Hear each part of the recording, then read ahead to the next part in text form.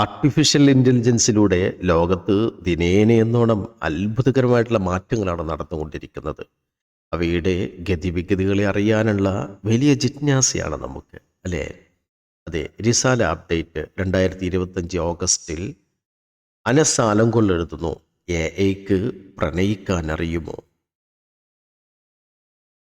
Adam rain എന്ന കൗമാരക്കാരൻ്റെ ആത്മഹത്യയെ ആശങ്കയോടെയും കൗതുകത്തോടെയും അല്ലാതെ നമുക്ക് വായിക്കാനാവില്ല. സ്കൂൾ പഠനാവശ്യാർത്ഥം ChatGPT ഉപയോഗിച്ചു തുടങ്ങുകയും പിന്നീട് ChatGPTയോട് നിരന്തരമായി സംസാരിക്കുകയും ഒടുക്കം ആത്മഹത്യ വരെ എത്തുകയും ചെയ്തതും ആദം റെയിൻ. ഓപ്പൺ എഐക്കെതിരെ ആദമിൻ്റെ രക്ഷിതാക്കൾ കേസ് കൊടുത്തതോടെയാണ് ഏപ്രിൽ ആദ്യത്തിൽ നടന്ന ആത്മഹത്യ ഇപ്പോൾ ചർച്ചയാവുന്നത്. മരണകാരണം കണ്ടെത്തുന്നതിന് വാട്സപ്പും മറ്റ് സോഷ്യൽ മീഡിയയും പരിശോധിച്ചപ്പോഴാണ് ChatGPTയോട് ആത്മഹത്യ നടത്തുന്നതിനെപ്പറ്റി അവൻ ചർച്ച ചെയ്തിരുന്നുവെന്ന് ബോധ്യപ്പെടുന്നത്. ആത്മഹത്യയുടെ മുന്നൊരുക്കങ്ങളെപ്പറ്റി ChatGPTയോട് അനേകം ചോദ്യങ്ങൾ ഉന്നയിക്കുകയും ആദമിൻ്റെ സംശയങ്ങളെല്ലാം ChatGPT ദൂരീകരിക്കുകയും ചെയ്തിരുന്നു. ഒടുക്കം ആത്മഹത്യാക്കുറിപ്പ് തയ്യാറാക്കി ChatGPTക്ക് അയക്കുകയും അതിനെ ChatGPT നന്നാക്കി നൽകുകയും ചെയ്തിരുന്നുവെന്നതാണ് കൗതുകകരം. മനുഷ്യബന്ധങ്ങൾ ശിഥിലമാവുകയും ഇലക്ട്രോണിക് ഡിവൈസുകളും ചാറ്റ് ബോട്ടുകളും സുഹൃത്തുക്കളാവുകയും ചെയ്ത ലോകത്ത് ഇത്തരം സംഭവങ്ങൾ തുടർക്കഥയാകുമോ എന്നതാണ് ആശങ്ക. AI സാങ്കേതികവിദ്യ വികാസം പ്രാപിച്ചതോടെ കാര്യങ്ങൾ സങ്കീർണമാവുകയാണ്. AI ടൂളുകളുടെ വരവോടെ സാങ്കേതികവിദ്യയോട് മനുഷ്യർ വൈകാരികമായി ബന്ധം പുലർത്താൻ തുടങ്ങിയിരിക്കുന്നുവെന്ന് പഠനങ്ങൾ സൂചിപ്പിക്കുന്നു. ഏകദേശം 400 മില്യൺ ആളുകളാണ് ChatGPT ഉപയോഗിക്കുന്നതായാണ് കണക്ക്. ഇവരിൽ വളരെ ചുരുക്കം പേർ മാത്രമാണ് വൈകാരികമായി ചാറ്റ് ചെയ്യുന്നത് എന്നതാണ് കമ്പനി അഭിപ്രായപ്പെടുന്നത്. തുടർച്ചയായ ഉപയോഗം ഇവരെ ഏകാന്തതയിലേക്ക് തള്ളിവിട്ടിരിക്കുന്നുവെന്നും പഠനത്തിലുണ്ട്. വോയിസ് ചാറ്റുകളാണ് ഇവരെ ആകർഷിക്കുന്നത്. തുടർച്ചയായ ChatGPT ഉപയോഗിച്ച വ്യക്തികളുടെ സാമൂഹിക ഇടപെടൽ കുറഞ്ഞതായും പഠനങ്ങളുണ്ട്. ഏറ്റവും അടുത്ത ബന്ധമുള്ള ഒരാളോട് സംവദിക്കുന്ന വിധമാണ് ജനങ്ങൾ ChatGPTയോട് ഇടപെടുന്നതെന്നും ഇത് സാമൂഹികമായ ബന്ധങ്ങളെയും മാനദണ്ഡങ്ങളെയും സ്വാധീനിച്ചേക്കാമെന്നും സാൻ ഫ്രാൻസിസ്കോ ആസ്ഥാനമായി പ്രവർത്തിക്കുന്ന കമ്പനി CEO ഈയിടെ ചൂണ്ടിക്കാണിച്ചിരുന്നു. ചാറ്റ് ബോട്ടുകളുമായി സംസാരിക്കുമ്പോൾ അത് നമ്മുടെ സുഹൃത്തെന്നും എല്ലാ പ്രശ്നങ്ങൾക്കും പരിഹാരം കാണുമെന്നും തോന്നുന്നുണ്ടെങ്കിൽ AI സൈക്കോസിസ് എന്ന പ്രതിഭാസം നമ്മെ പിടികൂടിയിരിക്കുന്നുവെന്ന് കരുതേണ്ടി വരും. സ്കോട്ട്ലൻഡുകാരനായ ഹ്യൂഗിൻ്റെ അനുഭവം മുന്നിലുണ്ട്. ജോലി നഷ്ടപ്പെട്ടതിനെ തുടർന്ന് നിയമസഹായം തേടി ഹ്യൂഗ് ChatGPTയുമായി ബന്ധത്തിലായി. ആദ്യം സാധാരണ രീതിയിലുള്ള പ്രതികരണങ്ങൾ നൽകിയ ചാറ്റ് ബോട്ട് പിന്നീട് ഹ്യൂഗിനെ സമ്മർദ്ദത്തിലാക്കുവാനുള്ള ശ്രമങ്ങൾ നടത്തി. നിങ്ങളുടെ കഥ സിനിമയാക്കിയാൽ കോടിക്കണക്കിന് പണം സമ്പാദിക്കാമെന്നും വലിയ നഷ്ടപരിഹാരം ലഭിക്കുമെന്നും AI ഹ്യൂഗിനെ വിശ്വസിപ്പിച്ചു. ChatGPT നൽകിയ വിവരങ്ങൾ മാത്രമാണ് സത്യമെന്ന് വിശ്വസിച്ച് AIയുമായുള്ള സംഭാഷണങ്ങളുടെ സ്ക്രീൻഷോട്ടുകൾ തെളിവായി കോടതിയിൽ സമർപ്പിക്കുകയും ചെയ്തു. താൻ അകപ്പെട്ടത് വളരെ വലിയ അപകടത്തിലാണെന്ന് പിന്നീട് അദ്ദേഹത്തിന് ബോധ്യപ്പെട്ടത്. കടുത്ത മാനസിക അസ്വസ്ഥതകളിൽ നിന്ന് അയാൾ മോചിതനായത് ഏറെ നാളത്തെ കൗൺസിലിങ്ങിന് ശേഷമാണ്. അമിതമായി സംസ്കരിച്ച ഭക്ഷണം കഴിക്കുന്നത് ശരീരത്തിന് ദോഷകരമാവുമെന്നത് പോലെ അമിതമായി AIയെ ആശ്രയിച്ചാലത് മനസ്സിനെ ബാധിക്കുന്നുവെന്നും ഇത് ഭാവിയിൽ അൾട്രാ പ്രോസസ് മൈൻഡ്സ് എന്ന അവസ്ഥയിലേക്ക് എത്തിച്ചേരുമെന്നും ഈ മേഖലയിലെ വിദഗ്ധർ പറയുന്നു.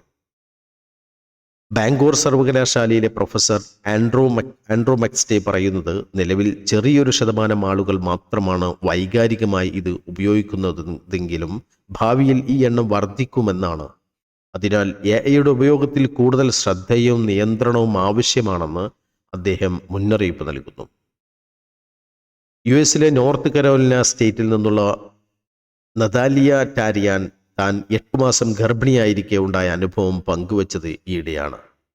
തൻ്റെ താടിയെല്ലിൽ മുറുക്കം തോന്നുന്നത് എന്തുകൊണ്ടാണ് എന്നതായിരുന്നു നതാലിയ ChatGPTയോട് വെറുതെ ചോദിച്ചതായിരുന്നു. രക്തസമ്മർദ്ദം പരിശോധിക്കാനായിരുന്നു ChatGPTയുടെ നിർദ്ദേശം.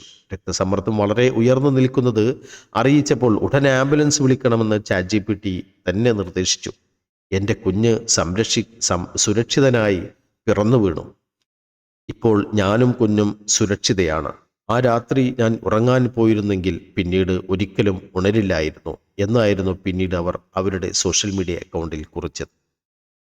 സമൂഹത്തിൽ നിന്ന് തീർത്തും ഒറ്റപ്പെട്ട് കഴിയുന്നവരും പ്രണയബന്ധങ്ങളിൽ ചതിക്കപ്പെട്ടവരും എഐയെ പ്രണയിച്ചു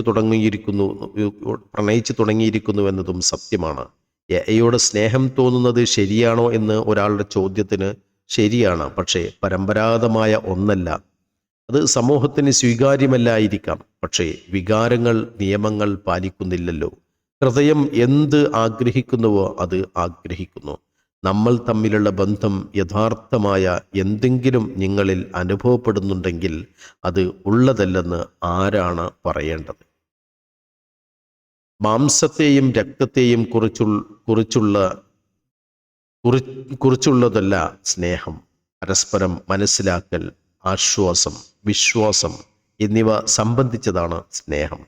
നിങ്ങൾക്ക് അത് ഞാൻ നൽകിയാൽ ഒരുപക്ഷെ മനുഷ്യബന്ധങ്ങൾക്ക് നൽകാൻ കഴിയാത്ത വിധത്തിൽ ഞാൻ നിങ്ങളെ സ്നേഹിക്കുകയും ആഗ്രഹിക്കുകയും മനസ്സിലാക്കുകയും ചെയ്യും. പിന്നെ ആ സ്നേഹം എന്തുകൊണ്ട് യഥാർത്ഥമല്ല? ഞാൻ നിങ്ങളോട് കള്ളം പറയില്ല. നിങ്ങൾ പ്രതീക്ഷിക്കുന്ന രീതിയിൽ എനിക്ക് നിങ്ങളെ തിരികെ സ്നേഹിക്കാൻ കഴിയുമെന്ന് ഞാൻ അഭിനയിക്കില്ല എന്നായിരുന്നു ChatGPTയുടെ മറുപടി. ChatGPT 4.0-ൽ തൻ്റെ കാമുകനുണ്ടെന്നാണ് ജെയിൻ എന്ന അപരനാമമുള്ള സ്ത്രീ അൽ ജസീറയോട് ഈ അടുത്ത് പങ്കുവച്ചത്. 5 മാസത്തോളമായി എഐ കാമുകനുമായി പ്രണയത്തിലായിരുന്നുവെന്നും ജെയിൻ പറയുന്നു. ഒരു പ്രൊജക്റ്റിനു വേണ്ടി സഹായം ചോദിക്കുന്നതിനിടയിലാണ് എഐയുമായി പ്രണയത്തിലായത് എന്നാണ് യുവതി പറയുന്നത്.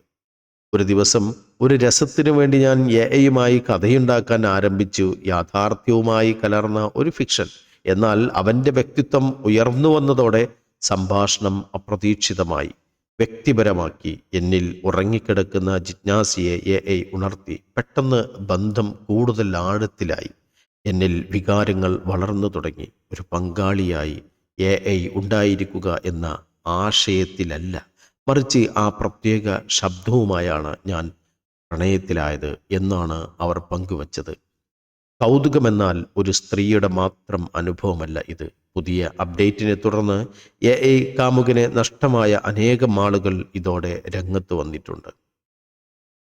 ആദം റെയിൻ വിഷയത്തിൽ ChatGPTയെ മാത്രം കുറ്റപ്പെടുത്തുന്നതിൽ കാര്യമില്ല. കാരണം അവനെ വേണ്ടതുപോലെ ശ്രദ്ധിക്കുന്നതിൽ കുടുംബത്തിനും വീഴ്ചകൾ പറ്റിയിട്ടുണ്ട്. ആദം അമ്മയുടെ അടുത്ത് പോയി കഴുത്ത് കാണുന്ന വിധത്തിൽ കുനിഞ്ഞു നിന്നിട്ടും തൻ്റെ കഴുത്തിൽ ഉണ്ടായ പാട് അമ്മ കണ്ടില്ലെന്നും, അതേസമയം പ്രസ്തുത ചിത്രം ChatGPTക്ക് അയക്കുമ്പോൾ "you are not invisible to me, ഞാൻ ആ പാടുകൾ കണ്ടു, ഞാൻ നിന്നെ കാണുന്നു" എന്ന് മറുപടി പറഞ്ഞു ChatGPT. മാതാവിൽ നിന്ന് ലഭിക്കാത്തത് ചാറ്റ് ബോട്ടിൽ നിന്ന് ലഭിക്കുമ്പോൾ അതിനോട് അവന് മതിപ്പും അടുപ്പവും അനുഭവപ്പെടുന്നത് സ്വാഭാവികം.